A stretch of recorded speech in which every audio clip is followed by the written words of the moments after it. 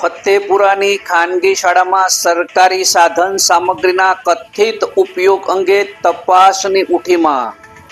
નમસ્કાર, સહજ જન સંદેશ સાથે હું છું ગોપાલ વેસાણિયા।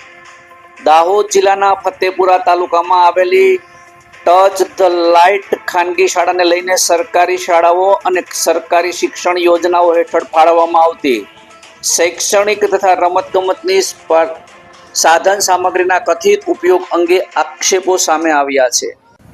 સમગ્ર મામલે શિક્ષણ વિભાગ દ્વારા નિષ્પક્ષ અને દસ્તાવેજ આધારિત તપાસ કરવામાં આવે તેવી માંગ ઉઠી છે। મળતી માહિતી મુજબ ખાનગી શાળામાં 4 ડિજિટલ બોર્ડ, પુસ્તકો, રમતગમતની સામગ્રી, નાના બાળકો માટેની શૈક્ષણિક કીટ, જાદુઈ પિટારા, નિપુણ કીટ સહિતની વિવિધ સામગ્રી હોવાનો દાવો કરવામાં આવી રહ્યો છે। આ સામગ્રી સરકારી શાળાઓમાં અથવા સરકારી યોજનાઓ હેઠળ ફાળવવામાં આવી હતી કે કેમ? જો ફાળવવામાં આવી હોય તો તે ખાનગી શાળામાં કેવી રીતે પહોંચી તે અંગે તપાસ જરૂરી છે।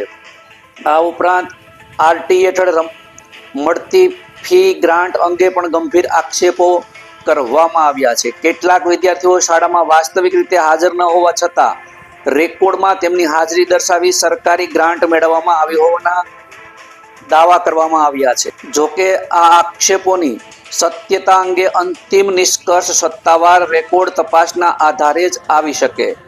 શાળાના સંચાલક સાથે કેટલાક સરકારી કર્મચારીઓ અથવા સરકારી શાળાના કર્મચારીઓ સંકળાયેલા હોવાના આક્ષેપો પણ કરવામાં આવ્યા છે। જો આવું હોય તો સરકારી કર્મચારીઓએ પોતાની ફરજ દરમિયાન ખાનગી શૈક્ષણિક સંસ્થામાં કોઈ ભૂમિકા ભજવી હતી કે કેમ તે અંગે પણ તપાસ કરવામાં આવે તેવી માંગ ઉઠી છે। હાજરી, સીસીટીવી દસ્તાવેજોની તપાસની માંગ, સમગ્ર મામલાની સંબંધિત કર્મચારીઓની હાજરી રજિસ્ટર અને મોબાઈલ લોકેશન સંબંધિત ઉપલબ્ધ રેકોર્ડ, સીસીટીવી ફૂટેજ, સરકારી શાળાઓના સ્ટોક રજિસ્ટર, સાધન સામગ્રીની ફાળવણીના દસ્તાવેજો, આરટી ગ્રાન્ટ રેકોર્ડ તથા ખાનગી શાળાના સંબંધિત દસ્તાવેજોની તપાસ પણ કરવા માંગ ઉઠી છે। વાલીઓ પાસેથી પુસ્તકો, ગણવેશ, અન્ય શૈક્ષણિક સાધન સામગ્રીના નામે નાણાં વસૂલવામાં આવ્યા હોવાના તે જ પૂરતી પહોંચ આપવામાં આવી ન હોવાના આક્ષેપો પણ કરવામાં આવ્યા છે। ઉપરાંત વિવિધ ધોરણના વિદ્યાર્થીઓને એક વર્ગખંડમાં બેસાડવામાં આવતા હોવાના દાવાને લઈને શાળાની શૈક્ષણિક વ્યવસ્થા અંગે પણ સવાલો ઉઠી રહ્યા છે। હાલમાં ઉપરોક્ત તમામ બાબતો આક્ષેપોના સ્તરે છે અને કોઈ વ્યક્તિની કે સંસ્થા સામે અંતિમ નિષ્કર્ષ કાઢવો તે યોગ્ય નથી અને આ આક્ષેપોને સહજ જનસંદેશ કોઈ પ્રમાણ માનતું નથી। આક્ષેપોમાં કેટલી હકીકત છે તે માત્ર શિક્ષણ વિભાગની નિષ્પક્ષ તપાસ, સરકારી રેકોર્ડ, દસ્તાવેજી પુરાવાના આધારે જ સ્પષ્ટ થઈ શકે।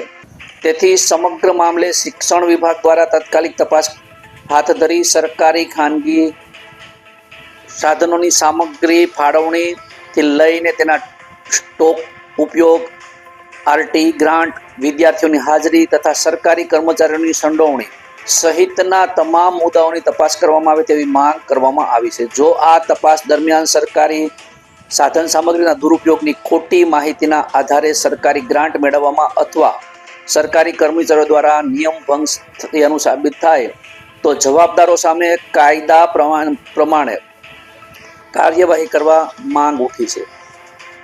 હવે શિક્ષણ વિભાગ દ્વારા કરવામાં આવતી સત્તાવાર તપાસમાં શું હકીકત બહાર આવશે તે જોવાનું રહ્યું। જો કોઈ ગેરરીતિ સાબિત થાય તો જવાબદારો સામે શું કાર્યવાહી કરવામાં આવશે તેના પર સૌની નજર છે। રિપોર્ટર યોગેશ દરજી, સહજ જન સંદેશ ન્યૂઝ, દાહોદ।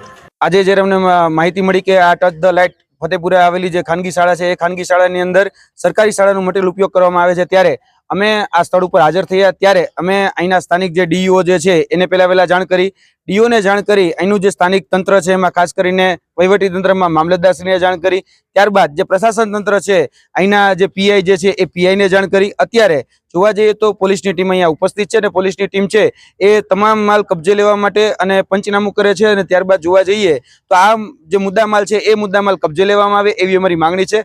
જો આની પર કાયદેસરની કાર્યવાહી કરવામાં નહીં આવે તો આવનાર દિવસોની અંદર આ જ ફતેપુરામાં જે ક્યાંક ને ક્યાંક સરકારી શાળાના બાળકોનો હક જે છીનવાનો જે પ્રયત્ન થયો છે તો તેને ધ્યાનમાં રાખીને આ જ ફતેપુરાની અંદર અમે એક રેલી કાઢીશું અને આની ઉપર કડકમાં કડક કાર્યવાહી થાય એવી મારી માંગણી છે.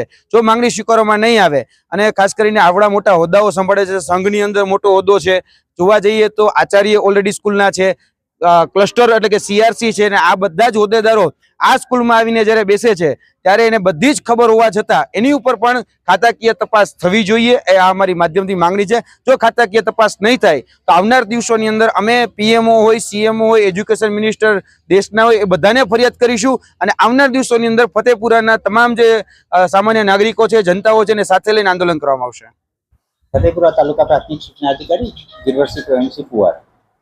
આજરોજ ટચ ધ લાઇટ સ્કૂલ ખાતે સરકારી પ્રાથમિક શાળાનું સાહિત્યનો ઉપયોગ થતો હોય તે બાબતે માહિતી મળતા તત્કાલ આ શાળાની અંદર 5 કલાકની આસપાસ તપાસ અર્થે આવ્યા છે અને તે દરમિયાન અમને અહીં સરકારી શાળાનું સાહિત્ય સમગ્ર શિક્ષા અંતર્ગત ગત વર્ષનું 2024-25નું સાહિત્ય અમને નજરે જોવા મળેલ છે અને તે બાબતે વિગતે તેઓની સંખ્યા અને બધી માહિતી એકઠી કરી અને શાળા સામે શિક્ષાત્મક કાર્યવાહી કરવા, શાળા કે આ સાહિત્ય ક્યાંથી આવ્યું છે અને કઈ રીતે લાવે છે અને બાળકોનો ઉપયોગમાં કરાવડાવ્યું છે કે એ બાબતે વિગતે અહેવાલમાં દર્શાવી અને વડી કચેરી જિલ્લા શિક્ષણ સમિતિ દાહોદને રિપોર્ટ કરવામાં આવશે.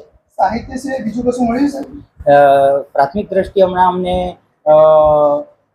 શાળાની અંદર સાહિત્ય છે અને સાથે સાથે સ્માર્ટ બોર્ડ પણ જોવા મળેલા છે. એ ક્યાંના છે એ બધું હવે તપાસની અંદર સંસ્થાના પાસેથી વિગતે પૂછપરછ કરતા એમની પાસેથી અહેવાલ લઈશું અને એમાં તપાસના અહેવાલની અંદર એ બધું ખ્યાલ આવશે કે ક્યાંથી આવેલું છે અને કોનું છે. સ્માર્ટ બોર્ડ સર અત્યારે ચાલુ હાલતમાં એટલે કે વપરાશ હાલતમાં હતા? હા, સ્માર્ટ બોર્ડ આપણે મેં જોયા તો જે ચાલુ હાલતમાં જોવા મળેલા છે. ઉપયોગ સ્કૂલ કરતી હતી? હા, શાળા ઉપયોગ કરે છે.